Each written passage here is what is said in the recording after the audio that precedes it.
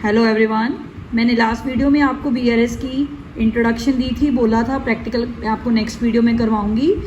आज मैं आपको बीआरएस थ्रू प्रैक्टिकल समझाऊंगी एग्जांपल के अकॉर्डिंगली। ठीक है, देखो जैसे यहाँ पे मैंने एग्जांपल ली है, balance as per cash book 18,000।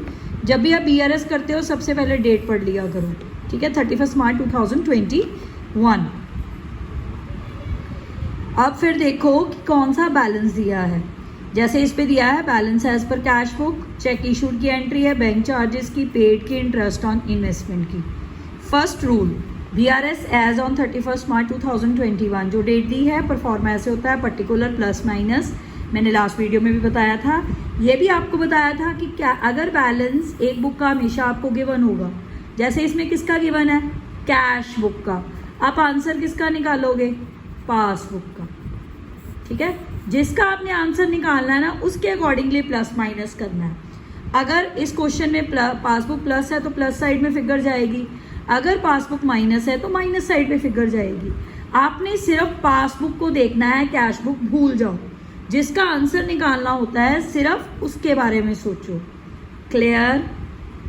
एक बात और, यहाँ पे सिंपल लिखा है balance as per cash book 18,000। मैंने balance as per cash book लिखकर 18,000 प्लस साइड पे डाल दिया। क्यों डाला? कुछ नहीं लिखा तो कैश बुक का कौन सा बैलेंस है, डेबिट। ऐसे ही अगर कुछ ना लिखा होता बैलेंस एज पर पासबुक, तो आपने किस साइड पे डालना था, उसका बैलेंस होगा क्रेडिट। दोनों प्लस साइड पे जाएंगे। सबसे पहले बैलेंस को ध्यान से देखा करो। अगर कैश बुक का क्रेडिट बैलेंस या ओवरड्राफ्ट लिखा होता यहाँ पर, तो ये नेगेटिव साइड पे जाना था। याद रखना, अगर कैश बुक का बैलेंस क्रेडिट या ओवरड्राफ्ट लिखा हो तो माइनस में जाएगा। पासबुक का अगर डेबिट या ओवरड्राफ्ट लिखा हो तो माइनस साइड पे जाएगा। याद रखना ये बात, कैश बुक का क्रेडिट या ओवरड्राफ्ट लिखा तो माइनस, पासबुक का डेबिट या ओवरड्राफ्ट लिखा तो माइनस। कुछ नहीं लिखा, सिंपल लिखा है balance as per cash book या पासबुक हमेशा प्लस साइड पे। अब क्वेश्चन करते हैं। देखो क्या लिखा है यहाँ पे, balance as per cash book 18,000, कहाँ डाला मैंने, प्लस साइड पे। नेक्स्ट एंट्री है cheques issued for 2,000 but not debited by bank in the passbook. What does it mean? इसका मतलब क्या है? इशू का मतलब है कि अकाउंट होल्डर या बिजनेस ओनर ने चेक को इशू कर दिया। इशू का मतलब याद रखना पेमेंट करना। ठीक है, payment made, remember it. Issue का मतलब पेमेंट मेड। आपने चेक इशू करा है, ऑनर ने चेक इशू करा है, खुद को ऑनर मान लो, जल्दी समझ आ जाएगी। खुद को ऑनर माना यानी कि आपने चेक इशू करा है तो आपने पेमेंट कर दी। आपकी कैश बुक क्या हो गई? अब कैश बुक क्या हो गई अगर आपने पेमेंट कर दी? माइनस। पासबुक में अभी तक डेबिट नहीं हुई। डेबिट मैंने अभी बताया आपको, डेबिट साइड कौन सी होती है, माइनस की साइड। पासबुक में माइनस नहीं हुई, यही लिखा हो ना उसने, cheque issue 2,000 but not debited by bank in the passbook. तो पासबुक क्या हो गई, प्लस। अब किस साइड पे हमने आंसर किसका निकालना है, पासबुक का, तो मैंने प्लस साइड पे डाल दी। इशू का मतलब पेमेंट मेड, ऑनर ने पेमेंट कर दी पर सेम चेक की पेमेंट बैंक से नहीं हुई, तो पासबुक क्या है, प्लस, तो प्लस साइड पे डल गया। क्लियर? नेक्स्ट है third, bank charges debited in the passbook.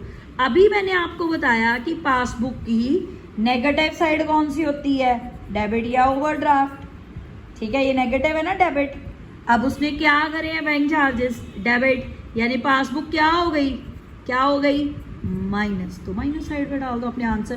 Cash book का सोचने की जरूरत ही नहीं है क्योंकि आपने आंसर ही पासबुक का निकालना है, minus. Checks paid into bank but not cleared.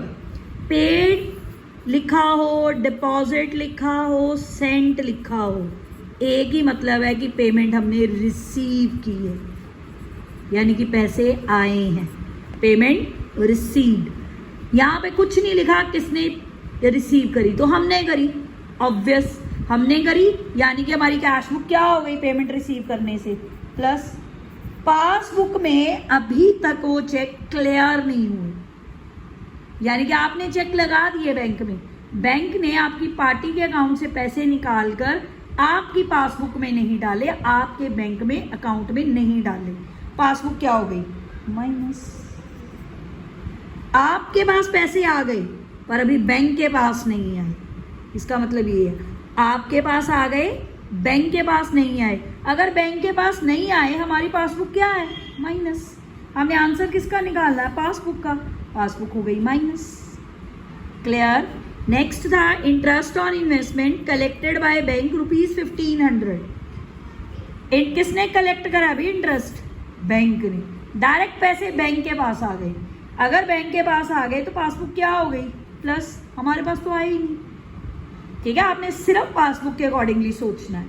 अब बैलेंस कैसे करते हैं? जो साइड बड़ी है उसका टोटल करो और दोनों साइड लिखो। 18,000 प्लस 2,000 प्लस 1,500, 21,500 हो गया। ये दोनों साइड लिखो। अब 21,500 में से 30 और 1,200 माइनस करो। माइनस साइड पे एक बैलेंसिंग फिगर आई 20270। अब इसके आगे लिखोगे क्या? Balance as per passbook. Block में डाल दो, यानी कि आपका आंसर है। अच्छा, आप बताओ ये इसका कौन सा बैलेंस होगा? पॉजिटिव बैलेंस, यानी कि क्रेडिट बैलेंस। ये सिर्फ समझाने के लिए है। जो साइड बड़ी हो आंसर का वो बैलेंस होता है। अब इसकी पॉजिटिव साइड बड़ी है तो इसका कौन सा बैलेंस हो गया? क्रेडिट बैलेंस, क्योंकि पासबुक की प्लस साइड कौन सी होती है? मैंने अभी बताया था, पासबुक की प्लस साइड क्रेडिट। ठीक है, क्लियर? अब ध्यान से क्वेश्चन करना। सबसे पहले बैलेंस देखना। अगर कुछ नहीं लिखा तो पॉजिटिव, चाहे पासबुक चाहे कैश बुक। अगर लिखा है क्रेडिट या ओवरड्राफ्ट, कैश बुक का नेगेटिव, पासबुक का डेबिट या ओवरड्राफ्ट नेगेटिव। जिसका आंसर निकालना है सिर्फ उसके अकॉर्डिंगली सोचना। अगर कैश बुक का बैलेंस दिया है तो पासबुक सोचना, अगर पासबुक का बैलेंस दिया है तो कैश बुक सोचना। ठीक है, clear? Thank you very much.